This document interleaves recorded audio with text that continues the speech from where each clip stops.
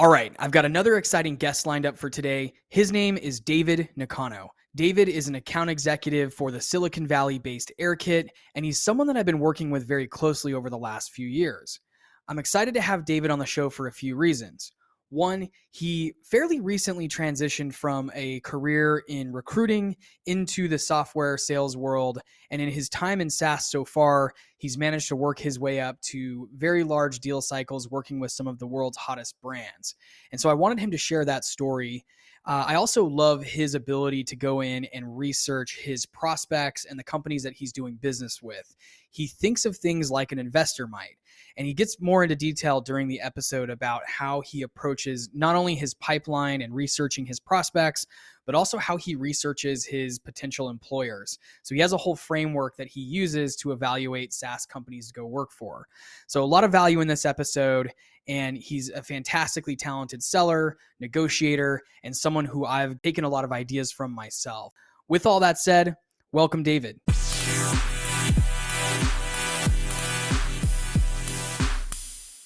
And we're live. David, what's going on? Oh, Woodbury, it's so good to hear your voice, man. Yeah, it's been a while. And for the listeners, David is joining us from, is it Jackson Hole? No. Or close to it. A smaller town than that, Sheridan, Wyoming. Oh, Sheridan. Okay, that's right. Yeah, my dad lived in Sheridan for a while. Really? Yeah, he did very briefly as a child. So I have a small connection to that part of Wyoming. That's right. That's yeah. Small world. That is another thing I want to talk about. I'm thinking out loud here now is I think the listeners will really be interested in your story. So I'll take a step back here for everyone listening. David and I, we've been colleagues now for about 3 years, and I think we have a really good working friendship, and we bounce a lot of ideas off of each other. We've worked now together at 2 different companies, 2 different startups. And we've got some exciting stuff for both of us in 2022. But I'm excited to bring David on because I think, one, you have a really interesting origin story, which we'll definitely get into. 2, you live in Bozeman, Montana, and I think you're proof that a SaaS career can really start anywhere in the country. Now, Bozeman's a special place because there are quite a few other software companies there, and there's some history of software and SaaS exits and things like that. But I think it's a super interesting story. So yeah, career transition into SaaS fairly recently. You don't live in San Francisco, New York, Seattle, Austin. You live kind of off the grid, just like I do now. And I think there's a number of other things that I want to cover today on the show, just because in my mind, and I mean this with full sincerity, I think you're one of the really fast movers and shakers in this industry. You're doing things in your career that took me a lot longer to accomplish, in terms of earnings and deal size and the types of brands that you're working with, and you've done it in my mind a record time, not living in New York or San Francisco. So I think you have a lot of really interesting things to share with the audience, and I want to stop talking because I want to hear you tell how you broke into. First, tell us about your career before SaaS, and then maybe give us an idea of how you transitioned from what you were doing before into software. Yeah. Well, first, Woodbury, those are super kind words. I don't know if I deserve those totally, but you do.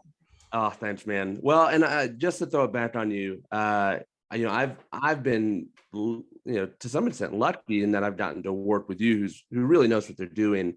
There are a bunch of other folks that I've learned from, so it's been good. You mentioned Bozeman. It's been really nice to have the right people around me, as I've sort of grown up relatively quickly in SaaS. And so looking back, been in the SaaS sales industry for a couple years now. But prior to that,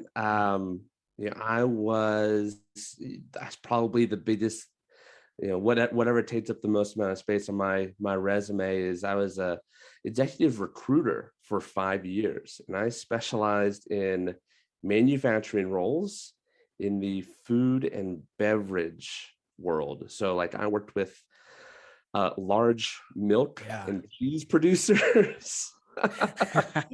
which is seemingly about as far away from technology and software as you can get. Right. But it was, it's funny, as I've become accustomed to sort of a traditional path in SaaS, folks start out as SDRs, and then you move into a mid-market role, and then you move into an enterprise role, and then maybe you go into leadership, or maybe that sort of leadership individual contributor path bifurcates earlier in your career. And I know that's sort of the traditional route, but being an executive recruiter, as I talk to folks that come out of the BDR world, very, very similar. It is a lot of grinding on the phone and getting rejected and being lied to and being hung up on. You really have to get a sense for who people are and what motivates them and why they want to talk to you, if they want to talk to you. I was going to make a comment earlier that you sort of bypass the standard SaaS career path, which is you go and get an SDR job at Oracle or, one of the big sort of well-funded or public software companies. You were able to bypass that, but I don't know that your path was as easy, honestly, because you didn't spend 12 to 18 months as a BDR and SDR at some big company. Rather, you spent 5, 6, 7 years grinding it out as an executive recruiter. So your training was a lot more intensive. Yeah. And as an executive recruiter, you are your own BDR and you're also your own closer. So you have more of the sales cycle that you're responsible for. So, there were quarters that were really tough, but then there were also quarters that, I was probably making more than most BDRs. So there was, it has its positives and negatives, but it was really great because I remember the first deal I was able to get done, the first client that I brought on was a VP of manufacturing. He worked for, it was formerly basically a Fortune 1000 company that got bought by a Fortune 500 company. And he had been in the dairy industry for 25 years. And basically the first time I called him was drops a bunch of F-bombs and then basically tests whether or not I can stand up to it. Right. We're negotiating, basically we're yelling at, to some extent we're yelling at each other over what the fee is going to be and what job orders I'm going to get, that sort of thing. And he finally yep, I trust you, let's get this thing done. And then I went and built in the executive recruiting, you're looking at what your billing is. And so I built a few $100,000 with him. I didn't necessarily make a few $100,000, but I built a few $100,000. Yeah. So it is. But yeah, that was sort of the trial by fire. I really hadn't, prior to that, I'd worked for an educational startup and then worked in admissions at a college. I didn't have a traditional sales background, but that being an executive recruiter really taught me what it means to sort of run your own business. Because I was responsible for signing contracts. I was responsible for, I'll put marketing in quotations. Marketing was, business development and making cold calls. And then I was responsible for maintaining those customer relationships that I did get. Ensure that my profile as a recruiter was somebody that was trustworthy and that was honest and full of integrity and ultimately was going to produce. It was a great seller's education. I'm really thankful for my time as an executive recruiter. Yeah, I really do think in some ways, I won't call it starting backwards, but you went to combat before you went to boot camp in some ways. I mean, I guess that's one way to put it, because you were doing the job of closing deals and negotiating and those kind of things before anyone who might have started on a standard software path, who was just starting in the SDR pit and focused only on lead gen. And it seems, from my observation, working closely with you, you mastered the ability still to generate your own pipeline. But what has blown me away working with you over the last couple of years is that you didn't need any enablement for negotiating and the closing aspects, which is usually, a skill set that, like I said, took me a lot longer in my SaaS career to get to, was where I was comfortable consistently closing deals, or that I felt like I had mastered the closing aspects of it. And it is more of the art form of sales. And I think it does take most SaaS sellers, it's different for everybody, but it's going to take a couple of years. You got to get out of the SDR world and into the mindset of actually having a quota and closing deals and honing in on that craft. And it seems like for you, you were pretty quick to get there, transitioning into SaaS. So tell us also, so how did, were you interested in getting into SaaS, or did you sort of land in it? Give us some background there. Yeah. So good question. By the end of my time as an executive recruiter, I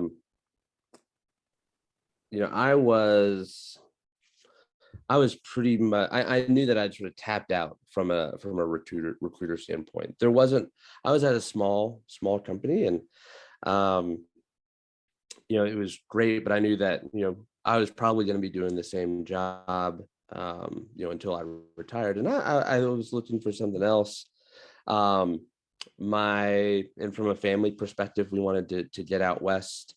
You mentioned Sheridan, Wyoming. My wife grew up here, and yeah, we wanted to get a little closer to family. We've got 2 little kids.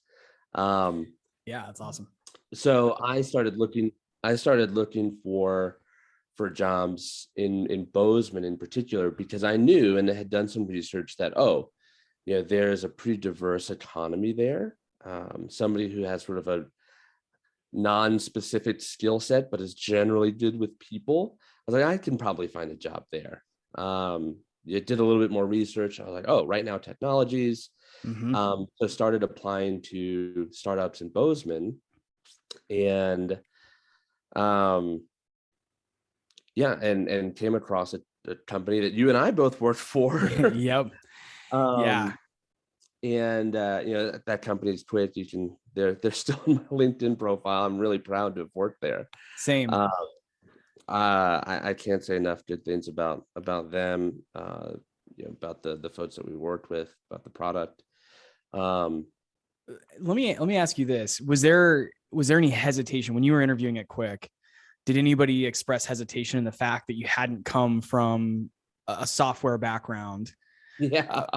And you don't have to say who or anything like that. I'm, again, more for the listeners, because I know a lot of my listeners out there feel like there's gatekeeping is like a weird word to describe it, but they feel like there might be barriers of entry. It's that whole conundrum, and there's tons of memes about it online, which is, okay, you can have this entry-level SaaS job, but we need 5 years of SaaS experience in order to get this entry-level SaaS job. And look, and I get asked a lot, so how did you do it? How did you break into SaaS? And I'm like, it was so long ago, and I don't know that I could articulate exactly how it worked out for me, other than just I was doggedly persistent about it and wasn't going to back down until I got into one, and applied all over the place. I got tons of rejections first. Yeah. I mean, it didn't happen overnight. And, I had to move to a new metro area in order to make it happen. And I knew that and acknowledged that and was willing to do whatever it took. And that was a small price to pay in my mind that ended up paying a lot of big dividends. But I think a lot of my listeners are, feel like there's some gatekeeping. I hate the word gatekeeping because it just sounds like we're a bunch of assholes in this industry and we're trying to keep people out. I don't think that way. I think, SaaS is big tent, right? There's a lot of room in the tent for everybody. And with the way that the cloud computing industry is growing still, and the world that we're heading in, I can only imagine there being more opportunities in, technology sales and revenue generation. So tell us about that a little bit. I'm just curious how you overcame that objection when asked, hey, wait a minute, you're not from a traditional software background. Why should we let you come sell software? Yeah. Well, so I don't think I realized it at the time, but looking back, I realized I probably did a few things right. And there are a couple of ways that I actually just got lucky, but the few things that I did right, I highlighted the ability to solve business problems in the resume and in the cover letter. So if you're able to understand what you do right now, how that impacts a business, and especially if you're client based, I was, I was, in a nice position in that I had a client facing business building position, as an executive recruiter. Right. I was selling to new business. I was selling to I was selling a job to candidates. And I was selling a lot, and I was responsible for the bottom line of the business. So any way that you can effectively communicate your business sort of leadership, business ownership, business acumen, that's going to go a long way. And so if you can look at, and we can get into this in a second, but as you start to hone in on what companies you want to take a look at, you need to do a really good job of understanding what problems that product solves, why it's important, and specifically why it's important to the buyer. And if you can start making that case, in the first interactions that you have with the company you're going after, I think that that's really meaningful. So, to Twitch in the past, we can use that as a little bit of an example. Mm-hmm. We know I understood what Quit's value prop was pretty easy. I mean, just doing a couple of hours of research. Bear in mind, I didn't have any experience, but you can still get a good sense for what they're going after, who their buyer is, by just looking at their website. While you're in being able to do that, you can tailor a cover letter, and you can tailor a resume, and you can highlight certain things that are going to align with the value prop, and why, how you might be able to sort of align your existing skill set to what would be valuable for that company. That's one thing I've always observed about your style, is that you're sort of a business person first. And I don't know if I've done an episode on this on my show yet, but I believe this is something that I've brought up in previous episodes, which is, when I approached my SaaS career, I actually didn't want to think of myself as like a salesperson or a SaaS person or anything like that. I first want to just be a good business person. And in doing that, or in thinking of it that way, I end up being a better salesperson because I'm focused on like the holistic aspects of being just good at business and not just sales, because business is so much more than sales. And I was talking to another colleague about this just yesterday, that the best SaaS, the most elite SaaS sellers out there, the ones that are doing the biggest deals and have the most production and, thought leadership, they tend to be really good operators. Also, they're not just good at the art of selling, but they're also very good at just business and organizational stuff. And I noticed that you seem to manage your book of business like a business person, not just like a salesperson. The other way that I've tried to think about my career is I'm an investor. I've always, just from early on in my career, I thought of myself as an investor. And I know that might sound a little bit silly, because no, I don't live on Wall Street, or work on Wall Street, I should say. And no, I don't manage a hedge fund or anything like that. But my time and my experience are, in my mind, assets. And my career is an asset, and the places I've worked at are all, quote unquote investments that I've made in time. And, in a lot of cases, money also was involved with that. And I've thought of my career as an investor. How can I pick the best bets that are going to help me get to where I want to be and align with my goals? And, what investments can I make in my time? What companies should I go work for that are going to give me the most leverage? And I think you probably think about it in the same way. And you probably even one up me on research skills, because you're pretty good at going like super deep into like the fundamentals. Like I've seen you do it with and we're going to get into your formula in a second, because I think the audience is going to love this.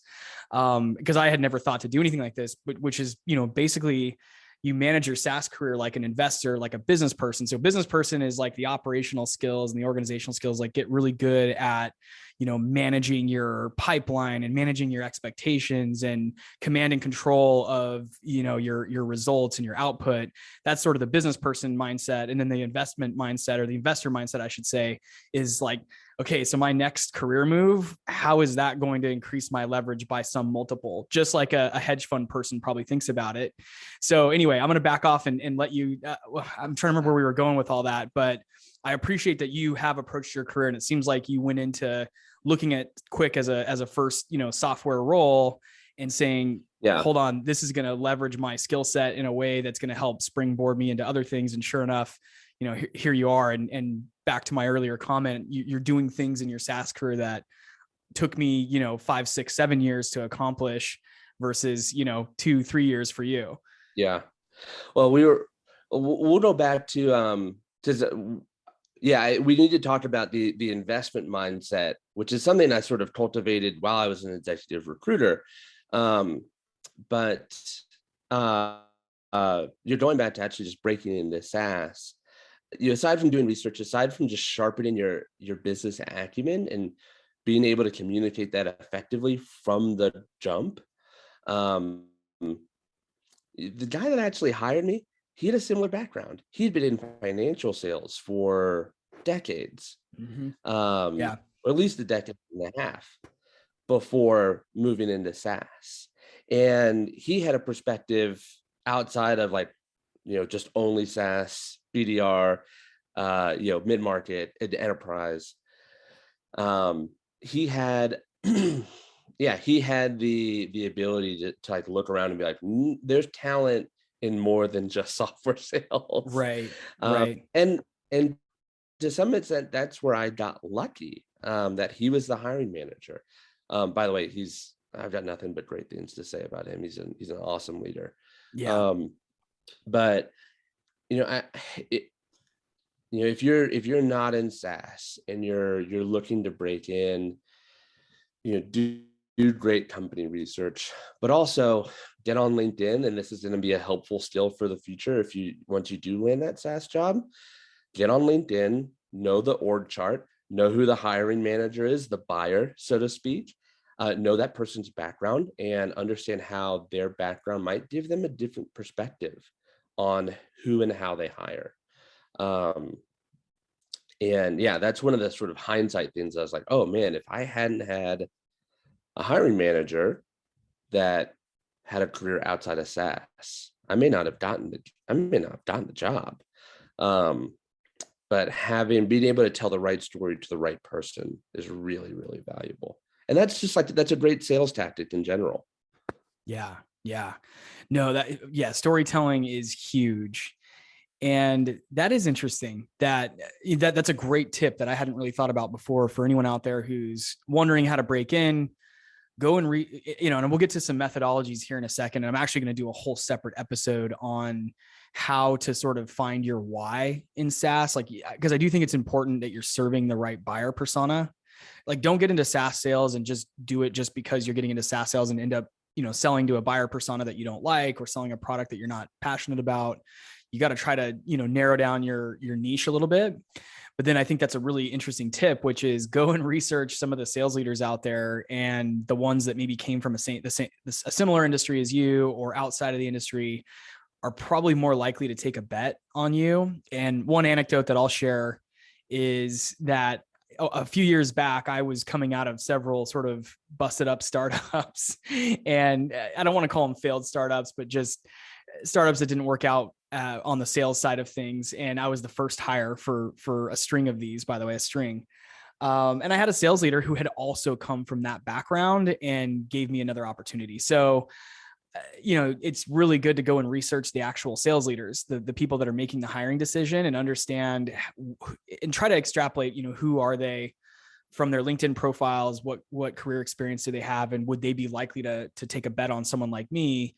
And I think you can come to some of those conclusions if you look at those backgrounds and say, wait a minute, this person came from out of the industry, or this person came from a bunch of failed startups, also more likely to take a chance on me again. So that's a really good tip that I had not, in hindsight, I can recognize it, but I don't know that I've been formulaic or pre-calculated about that. But I think someone who's out there looking to break into SaaS can go and actually do that kind of research. Yeah, exactly. I think about if you're maybe a veteran and you're looking to break in, you're sort of entering civilian life. Look for somebody that also has a military background. That's a good one. That's a good one. If you do any prospecting with LinkedIn, you have got to go get set up with Surf. That's SURFE. It's a tool you can use to add new contacts to your CRM system directly from LinkedIn in seconds. I'm using it every single day. I add contacts, follow my deals, keep track of notes, and it ends up saving me a bunch of time on prospecting and outreach, which means I can spend more time moving my deals along. The data is always 100% accurate since I don't have to copy and paste all the fields over from each and every contact that I want to put in my CRM. Instead, Surf does that all automatically with just one click in about 60 seconds. The team over at Surf has put together a very special offer for fans of sales players. There's a link down in the show notes, and you can use the promo code JWSurf5. Don't forget the E at the end of Surf. That's JWSurf5 for 5% off your first year. Don't spend another minute doing things manually. Go get set up with Surf.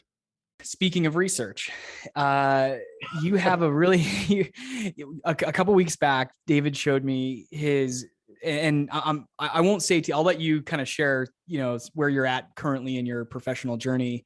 But I will say that you were in a position or a headspace where you were evaluating your next move in SaaS. And I think this is another topic that a lot of my listeners will find really interesting because a lot of them are maybe stuck in their first SaaS role or second SaaS role. And they're wondering, there's all kinds of different journeys, right? How to get out of the SDR world into a selling, account executive position. How do you get out of mid-market into enterprise? How do you go from selling, an enterprise product to a strategic sales team somewhere? So these are all the different journeys that one SaaS seller can take, or how to get into the management suite, right? So all sorts of different paths. But you are currently, or you were a few weeks ago anyway, sort of evaluating what your next move was going to be in this fun game that we call SaaS sales. And you showed me, I'm going to call it a methodology. I don't know if you would call it that, but I think it's a methodology. And it was not something that I had ever considered. But basically you had sort of an approach to searching for the right SaaS company for yourself. And again, this is a question I get a lot from listeners, which is, God, there's 20,000 SaaS companies out there. There's probably more than that now, by the way. That's an old metric, but 20, 30, 40,000 SaaS companies out there. How do I even begin to narrow down what SaaS company is the right fit for me, which one I'll be happy at, which one's a great company to work for? Because there's also a lot of stinkers out there. And I've seen that, time and time again. But tell us about how you approached searching for your next opportunity in SaaS. It was very research-based, very formulaic in my mind. Yeah, it's funny that you call it a formula. I suppose it is now that I think about it. But in the moment, I was just trying to figure out what's the right thing. And going back to sort of you put it so perfectly that time is an asset. You've got, and that the work and the effort that you put in, that's an asset. And so I think as sellers, and especially in the market that we're seeing right now, we can think like investors. We've got lots of opportunities to invest our time and energy and skill. And we need to deploy that capital, whether it's temporal or social or whatever. We need to deploy that capital effectively. Yeah. And that's exactly what it reminded me of. Is you came to me, you were sharing, you sort of, we opened up a Zoom when we were chatting, and you were sharing with me your research approach. And it was just like an analyst at, I don't know, Goldman Sachs probably approaches, how do we pick the next round of bets in our portfolio? But in this case, you're only making one bet. So you've got to, try to make the best bet you can. Don't screw it up. Don't screw it up. I mean, there's grace if you do screw it up. Trust me on that one. But yeah. So anyway, I didn't mean to talk over you there, but yeah, walk us through the research. So when you think about one, I have got the leg up that I know that I really like customer experience and customer support technology. So that was I decided that's the space. That's the buyer persona I want to keep selling to. So I think it's important to establish that. If you've mainly sold to developers and you want to keep doing that, great. If you want to get out of selling to developers or selling the line of business, you've got to make that decision on your own, and you've got to there's some real self-reflection that has to be done. Yeah. But anyway, I know that I want to continue to sell to a certain type of buyer. From there, and here's the great thing, so much of the work that we care about is so much of the work of like guessing who has great product. There are other people that care about that as well, people that have time and money and resources to devote, entire companies, entire businesses, to figuring out which products or services are the best in their particular industry or the best in their product vertical. How often do we look at, if we're working for a SaaS company, Gartner and Forrester, they're going to put out their magic or their magic quadrant or the Forrester wave, and those can be company makers or breakers. Right. So those two organizations in particular are a huge resource for us as, folks that are looking for what the next good gig might be. They've done the work. Oftentimes, in the top right quadrants of both of those reports, you're going to find your giant companies. Right. The Salesforces, the Oracles, the whomever. Right. Microsoft, AWS. They're going to be in the top right-hand corner. But if you look towards the middle of those quadrants, those are still really high-performing companies that might be contenders to that upper right-hand quadrant. And so as you're sort of looking at, go ahead. Yeah, I was going to say, just to take a quick step back for anyone out there listening that's not familiar with Forrester and Gartner, and for those who've been in the industry for a while, you're probably familiar with bodies like Forrester and Gartner, and there's other ones out there, but those are the two primary research organizations for brands. Basically, what they do is their whole business is predicated on essentially going and doing third-party evaluations of software products or technology products, and then there's a score of different assets that they can put out. They do like these total economic impact surveys. They do, content on ROI. They do content on, best products for this or that problem in your business. And so a lot of enterprise business buyers, or even, corporate or mid-market business buyers, will go out and they'll download the latest Forrester or Gartner report. And, Forrester, again, might do something that goes and evaluates a SaaS company's product and talks about all the ways that it assists in solving problems for the business. And so just for anyone who's not familiar with what those are, I wanted to provide a little bit more context. So they publish all these different reports. Most of the time you have to pay for those, and they can be kind of expensive. They're both expensive on the SaaS side because you have to pay to go get the research done on, as a third party, or from the third party, I should say. And then, a lot of times you have to subscribe to their service in order to download some of the content, and business people or, executive leaders will subscribe to it because they want to make sure they're keeping up on what the trends are in tech. So what David did was basically use some of those assets because they're third-party research. They're I think unbiased. I mean, I'll assume they're unbiased. Yeah, I mean, it's as good as you're going to get, probably. Agreed. Yeah, it's the best research you're likely going to get from a third party without.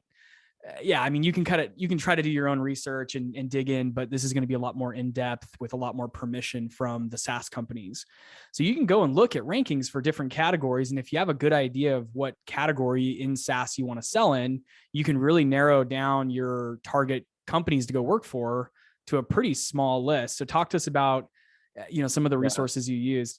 Well, and one of the other things that Gartner in particular puts out is a bullseye, which I had never seen before until I started doing research. And this bullseye sort of aligns different segments of an industry. So like if we look at customer experience, for example, you might have CRM, you might have agent desktop, you might have quality assurance, like call quality assurance. That each one of those industries is going to get a score, and also sort of like on future value, and also how pervasive it is in the industry, and as an actual product. So how many installs do they have, and then or what the future value or how many installs they might have in the future. If that made sense. I don't know if I'm doing the best job of describing it, but basically the closer you are to the bullseye, is the more market adoption you have, and the bigger the circle one gets on the actual bullseye is the future value of that industry. Oh yeah, this was an interesting. So was this a public resource, or you didn't pay for that? Did you to get access to it? I definitely didn't pay for it. Okay. I think I probably had to put in my I think I probably had to put in an email address to get the download, because there are marketing materials. A lot of these are marketing materials, and so exactly, yeah. Just like, some of the if you work at a SaaS company now, your marketing team has gated resources, gated assets, and so Gartner and Forrester both have a lot of gated assets. So as long as you supply your email address, you should be able to receive the download. Yeah, what I can do is I can round up a couple of these and paste them in the show notes for this episode. So if anyone wants to see, it's tough to describe the visual, but essentially that target, as David describes, it's just really interesting. And I think it's a lot easier to look at it and figure out exactly the kind of info you want to gather from it. But it just has some really unique insights on what companies are going to accelerate their growth, what companies are starting to sort of stagnate. And by the way, I think in general, if you step back, all of SaaS is in an upward trajectory for the most part. Some technologies, I guess, are starting to become a little bit antiquated, but this one will just show you which ones are going to be white hot in the next 5 years. What was the time horizon on it? Yeah, I think it was in the next 2 to 3 or 5 to 10 years, but the time frame is relatively short term. It's not. They're not predicting the next 20 years. They have no idea what happens to tech in 25 years. We're all going to be wearing Oculuses and exchanging SHIB coin or something like that as our primary currency. I'm just kidding. That's not investment advice, but you get the idea. No one knows what's going to happen in 25 years. Yeah. Will the metaverse take off? What does Web3 look like? Yeah, I'm not here to answer those questions. I do want to get to that in a second, though, because I want to finish this thought about Forrester Gartner, but I have also noted that you've delved into technology itself deeper than most SaaS sales professionals go. But let's finish the thought around Forrester and Gartner. Anything else that you used as sort of a North Star to try to help pinpoint what opportunity was going to be the next one for you? Yeah. So being able to leverage those two sources as just get an idea of where the puck is going. That's sort of that as I visualize how I want to take my career, I want to go to where the puck is going. So you're skating towards that point where there isn't anything yet. But there will be. So those are the main things. And then once you sort of hone in on an industry, then I think it's really helpful, go through the Gartner and Forrester waves. If you can't find them, the top performers always publish them. So if you're looking to get into, let's just say, CRM, because it's huge. Salesforce is going to publish the Magic Quadrant, and they're going to say, here's where we are at the top right, and look at everybody else that's not in the top right.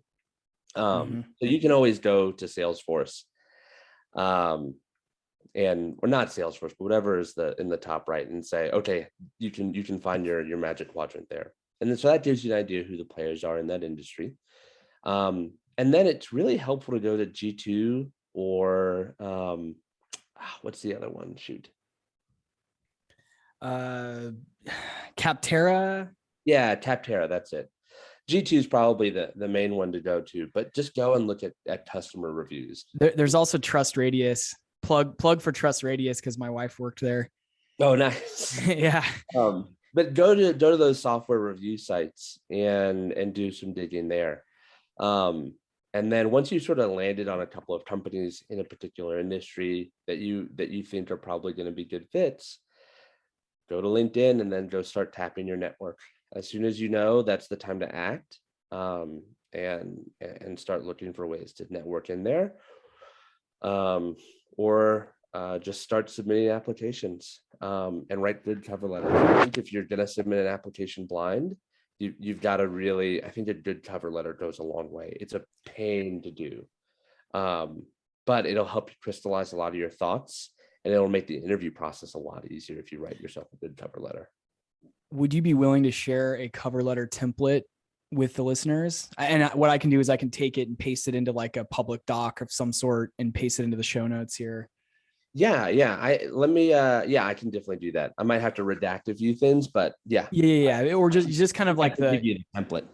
Yeah, totally. Just wiping out some of the personal stuff, but also just a framework. Cause I think it brings up an interesting one. I don't know that I've formally written a cover letter in a long time. I'm also, I guess, luxurious position of I've been in the industry long enough that I have networked for the last several rounds of opportunities, or I just have someone reach out to me and recruit me.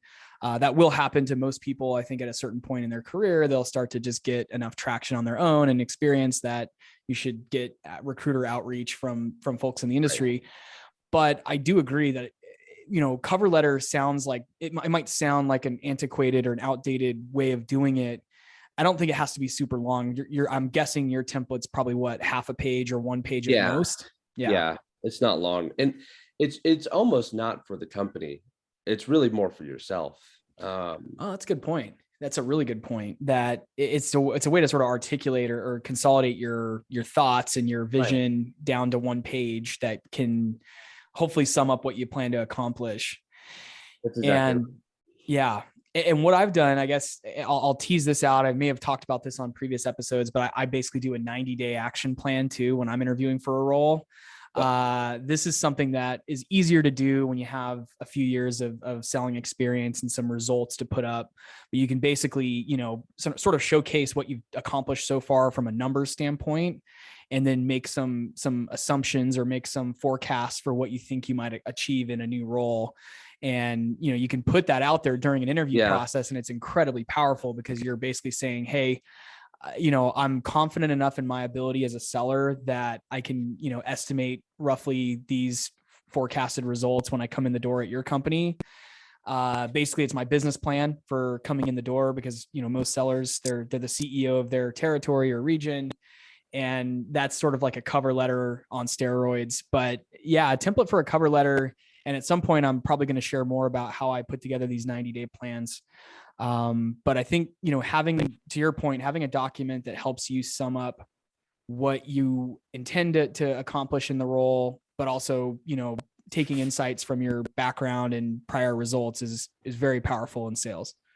I wanted to dig into, so again, back to I mentioned this earlier, an observation that I've seen working with you is that you tend to be able to go pretty deep, or at least you push yourself to go really deep into the actual tech.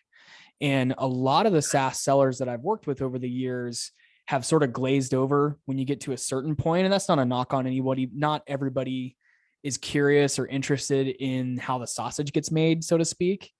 But what I've found is that you do seem to want to go figure out, how the ones and zeros power the solution that solves the bigger business problems, at least to some extent. And maybe, you're not writing code or you're not, shadowing engineers yet. But I think you do. Not yet.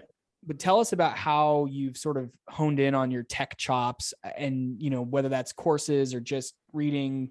How have you sort of refined or built that skill set of being a little bit more technical than your peers?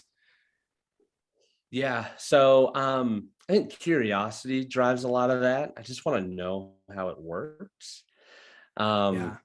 It's especially because I didn't know anything prior to joining SaaS. And so I kind of assumed that everybody was really techie. It's not the case. And I've had plenty of managers say that, knowledge is not necessarily power. So be careful. And to some extent, I believe that, but also I think that this is a new world and buyers, they can smell BS from a mile away. And as a seller, if you're not somewhat familiar with how things get strung together, then I think you're really disadvantaging yourself and you're disadvantaging your buyer. I think one of the things that I bring to the table when it comes to a deal cycle is that people trust me because I'd like to think that I'm smarter than the average bear, but not too smart that I might be obnoxious. So, and I think part of being a little bit smarter is just diving in and digging into the technology. At this point, every seller should know what an API is and why it's important. And I think probably why it's important is what people should be looking for. Why? That's really good. Yeah. The what is not as important, because it's not something that I can probably understand, to use an engineering term. Like, I'm not going to be able to grok the ins and outs of all of the technology that people like you and I sell. I'm just not gonna, it's not gonna happen. But why something was built that way is really, really important.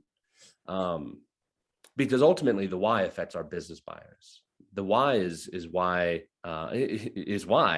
our buyers work with us. And if you can understand the why, you can apply that to one particular use case, but you can also sort of thread that out over the entire enterprise. For instance, you could start in the contact center, but if you know the why for that particular product might affect HR, then you've got a new buyer persona, and you should go grab them. You should go do that. It can be difficult, but it can really help you sort of, it'll help you expand. But I think probably more importantly, you'll be seen as a trusted advisor.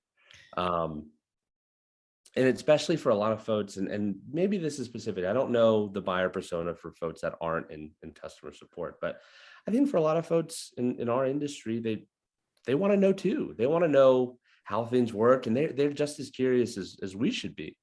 And so if we can meet them where they are and have those conversations, I think that's really valuable for having a good relationship, but also helping them make good decisions. Yeah, I've personally found, and I've really, put myself into the engineering world. And the way that I did that was I worked for a lot of very early startups that were predominantly engineering folks on staff. And I was sort of forced and thrust into it in a way that I had to make myself kind of uncomfortable. And I had to frankly be the dumbest guy in the room a lot of the time. Right. But there's an advantage to sometimes being at a, early stage startup where you are from a technical standpoint, the dumbest person in the room. And I don't mean to, dumb is a mean word, but to be the person that has to really catch up on some fronts. Yeah. Now, my only other warning to getting too technical is, as a seller, your role is not to be the technical expert. And so to your point, it's great for credibility. If you can have, high level discussions are table stakes. You've got to be able to have high level discussions about the technology and the why and the impact. But to your point, going a couple of cuts deeper and having a little bit more context and the why around, integrations and APIs and some of those terminology, definitely the acronyms and terminology, and then having, familiarity with the concepts of software development, like agile, methodology is very helpful. From what I've found, it like understand how people think about building software. And then, again, knowing the terminology, knowing a little bit of the lingo will help go a long way. But the only thing that I would warn anyone against is just don't become the know-it-all, because buyers also know that you're the sales rep, and you can't, if you are the one, talking all of the technical speak, then your credibility is going to start to diminish, which is kind of, you have to really find a fine line. I think you've found that from my observation, that you know enough about it that you can hold your own, but you don't sit and try to, be the expert on any given call where a lot about the tech, because again, technical people, developers, DevOps, IT will say, wait a minute, why is the account executive the one going deep on these concepts? That doesn't make any sense. That's not what this person's job is day to day. So now there's red flags that there's not, credible tech individuals on the call. So, and this is especially enterprise sales 101, is bringing the right people to the right conversations. And a lot of times that's bringing your solutions engineers, your, technical leadership, your, demo, the folks that can do demos in a technical way. But it does absolutely help if you have the background and the why, and that you go a couple of cuts deeper. I think it's a competitive advantage in the field to at least have the context, but then to have the restraint to say, I'm going to stop talking because there's somebody who's better suited to answer that technical question. That's not me. And I don't want to diminish the credibility of this conversation by trying to be a know-it-all. So that's my piece. And I've learned that the hard way. So no, and that's why I I'm share right it. there. I'm right there with you. I will say, getting to know the folks that, if you've got a particular problem that a prospect is facing, and you can bring the right person.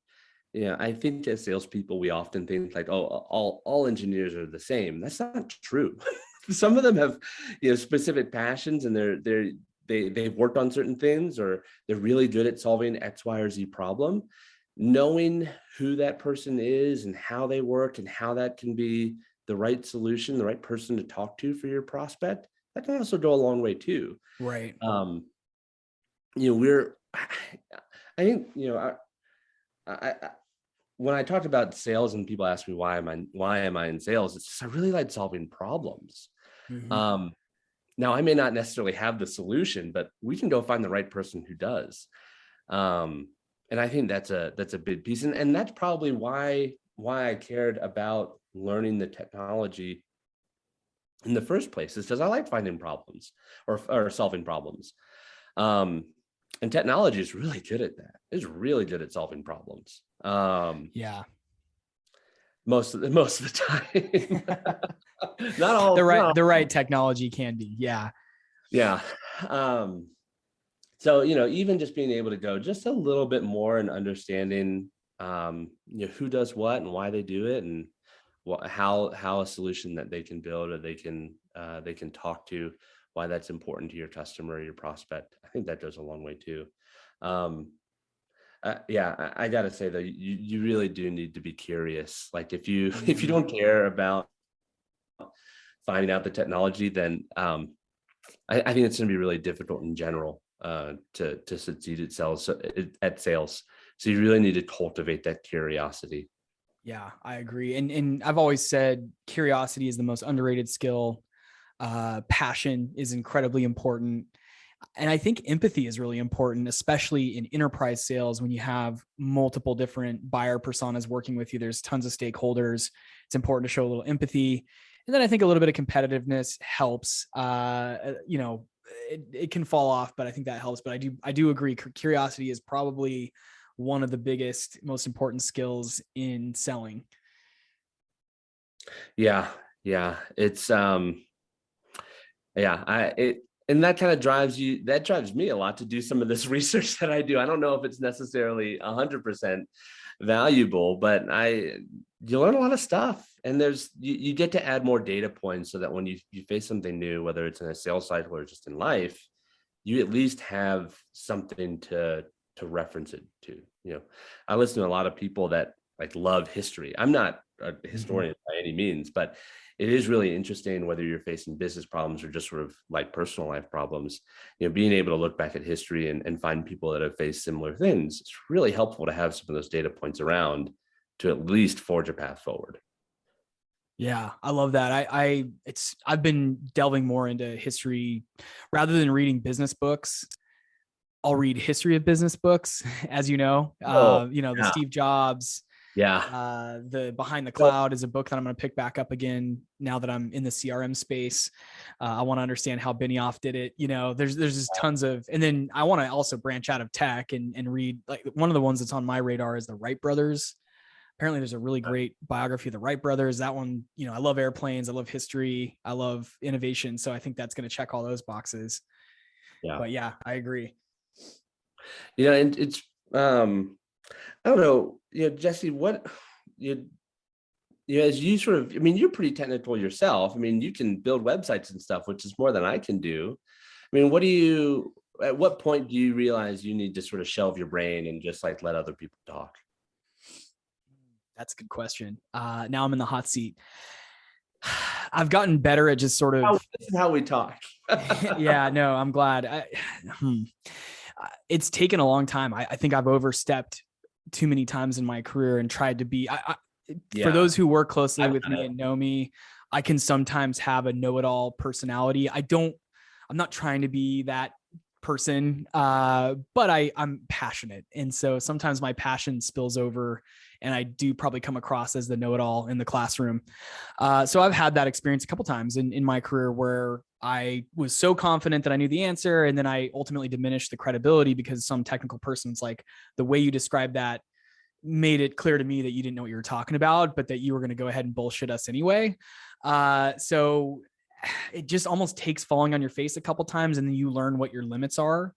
But the more that I dig into like sales, the sales craft, especially selling to larger companies, the more I realize that it takes a village. It's a team effort. It's not me alone. I can be the coordinator, the quarterback, whatever you want to call it, the project manager of a deal cycle. But it's almost better and more credible when I hand the microphone off to somebody who can speak credibly and can really show that or prove that. So that's a good rule of thumb. I think to pull it back in and answer the question, if you can't prove what you're talking about in some way or show it, then you probably shouldn't talk about it. Leave that to an engineer. Leave that to a solutions consultant, leave that to a leader, a member of your technical leadership or product team. But if you can demo it or talk, like if you can answer a technical question and then show what you're talking about, then, you're technical enough to talk about it. And I don't think that will take away the credibility. But if you're just talking and you're like, oh yeah, we can totally integrate with these 5 systems and we're going to do it with APIs, but you don't really back that up with any substance, you're going to lose credibility pretty quickly. And I've literally done this in my career and that's how I know. So I think that's spot on. Like if you can't show it, then you probably shouldn't talk. I mean, use your best judgment. But I think about like, if you've got a real platform and that there's something that can be done to solve a problem. I remember, back in the day being able to fire up and build some business rules on the fly using the product. And I could show that. And that was a really valuable conversation. It helped keep the pace of the sales cycle so that we didn't have to bring in somebody, but I could show it. I could say, here's how you do it. And you walk the buyer through that real quickly. Sometimes though, it is nice to kind of control the pace of a sales cycle. Maybe you need to get more information. You haven't completely filled out enough of the whatever process you use to move on to the next stage. And you can use a technical call to help get more information. You can sometimes there's value in slowing a cycle down. There's the slowing down to go fast sort of line that I think about a lot. And and by the way, I think in the next 3 to 5 to let's just go by 5-year time horizons, because again, we don't want to try to predict things that are going to happen in 20 years. But for the next 3 to 5 years, for the next 5 years, let's just call it that. There's going to be more applications that AEs and sales reps are going to need to know more about. So one trend that you'll spot if you go out and research what's hot in SaaS right now, and David, all about this now, is the low code, no code applications. Yep. And then, we came from a product that we had a drag and drop element to a very, it was a very technical automation builder or bot builder built, a chat bot basically, but you could do that with a drag and drop interface, not having to know any code, not having to know how to build an integration between, that and other software applications. You could actually drag and drop those and use, no code, low code solutions to do that. So I think the trend will be that AEs will be expected to know more about the technical and especially the why, to your point earlier. But we'll need to know more about how to demo technical aspects of the product. And by technical, fortunately, the technical aspects are getting easier and easier because of drag and drop, because of low code, no code. And this is coming from a guy who I've demoed products where it required me to actually code something in a terminal on the command line. Like that was hard as hell. And I don't think AEs should have done that. I don't think I should have been in that position, by the way. I'm glad I was, because it was really interesting, but I think I probably lost a lot of credibility with my coding chops in front of, prospective DevOps buyers. But with low code, no code, drag and drop, with even the company I work for now, the system is very, very intuitive, very straightforward and easy to use. And so there's no reason an AE should not be able to demo at least on the, kind of first, second, or third level of expertise on it. Of course, when it gets into things like integrations or, like data streaming applications and those kind of things, of course, I think you want to bring in someone who can speak more credibly about that, and someone who can, back to my earlier point, actually back up what they're talking about by showing it or proving it in some way. But yeah, that's what I see as the trend. I'm curious, what your take is on low code, no code, and the rise of AEs doing a lot of their own demoing. I think, we know that there is enormous constraints on enterprise dev resources. And so how do you skirt those dev resources? Is you build something that line of business users can hack on. And if line of business folks can hack on or can build something in a no code, low code platform, then the AE should definitely be able to do it. Cause that's that's kind of the proof point, is that, well, if the dumb sales guy can build it, then, our team of analysts or business leaders, they can build it too. I'm certainly all in on the no code, low code platform and space. There's something there for sure. Yeah, for sure. But that's really interesting. I didn't really think about that, but that the expectation for AEs is going to rise for sure. Yeah, and anecdotally, I just started in a new role, and I'm learning the product, which, the training I've been going through has been a lot more in depth than what I've been previously exposed to, because this is a bigger company than what I've typically been in pretty early stage startups, where product training was more about shadowing someone technical or on the product team or IT team or dev team. But this has been a pretty good training. And yeah, I think that the way that they're positioning this is like, once I'm out in the wild selling deals, I'll be responsible for a good amount of the demo aspects, unless, until it gets to a certain threshold where, I again can't prove it as an AE, because it does require some building or some showcasing how it would be built. And what I've noticed is where that seems to be the case is definitely in integrations. And I've brought that up a few times now. APIs, integrations, and then customizations, and then also security type stuff. So like SAML, if you're not familiar with SAML, you can go Google that. I think it's something security architecture markup language or something. But that's like SSO or single sign-on. So those kind of things start to get into the realm of like cybersecurity, and that an AE has pretty much no business trying to give advice on cybersecurity. And I guess unless you work for one of the big cybersecurity players and you've been through trainings and you have the chops to speak about it. But most SaaS applications have some element of like, this needs to be, secured. And, I think at the high level, most people are trained to do it. But anyway, I'm, case by case. And if you work in SaaS right now, you kind of know what your technical limitations are.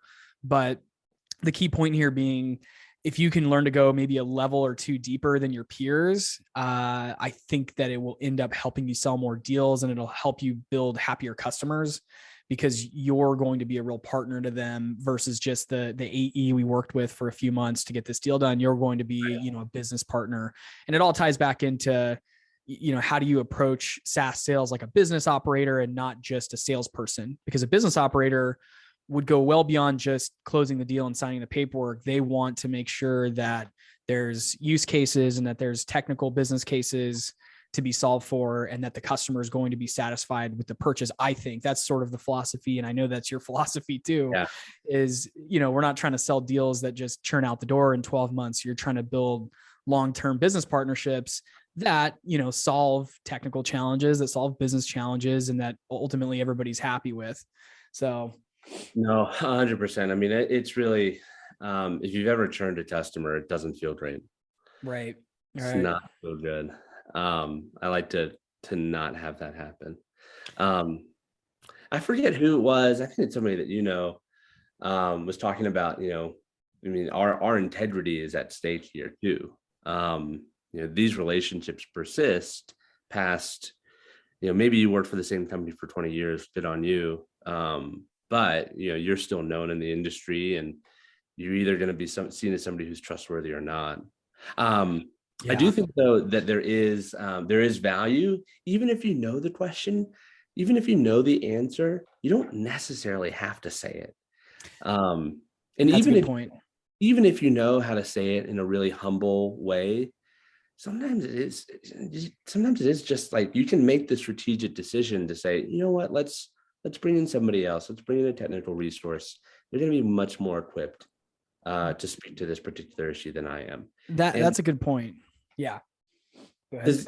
There's being knowledgeable, but then there's also being trustworthy. Sometimes those two things go hand in hand, but it is a little bit of an art form to try and figure out when it's best to deploy knowledge and not. It's like a game of chess. You have to be thinking about, will this trigger something else later on that's going to negatively or positively impact the deal cycle? And I've heard the same advice from decorated sales veterans who've been doing this for a long time, is even if you know the answer, sometimes it's best to put that back on a technical resource, because you also still want to brand and position yourself as, at the end of this cycle, ultimately my job is going to be to negotiate and finalize all of the paperwork on this. Mm-hmm. So I don't want to be distracted, or you don't want to let yourself go down a deep rabbit hole of, I'm also the technical expert, but now I have to put my sales hat back on or my negotiator hat back on and get this done. So I think there is a strategy or a chess move in that sense, that is, I know the answer to this, but I'm going to let the right people answer it, because I have to continue to brand myself as the negotiator here. And I have a specific position that I play in this game, and I don't want to be pivoting back and forth between 2 or 3 different things. Yeah. And to your point, like sometimes it's, we can answer the question, but it just needs more than us. I think it's helpful as a seller to know our limitations. And just think about it, put yourself in the buyer's shoes. Do you want the sales guy always answering the question, or maybe it's something deeper, and you've got this is from what is Skip Miller always talks about, the why behind the why. Mm-hmm. And we may not always be able to answer the why behind the why, or like the why behind the why behind the why. I can't remember how many whys he talks about. I think it's maybe 3, but yeah. But yeah, maybe that's a separate conversation that you need to run in parallel. That can be best supported by a technical resource. We've gone way off. Yeah. I was gonna say we should probably wrap it up.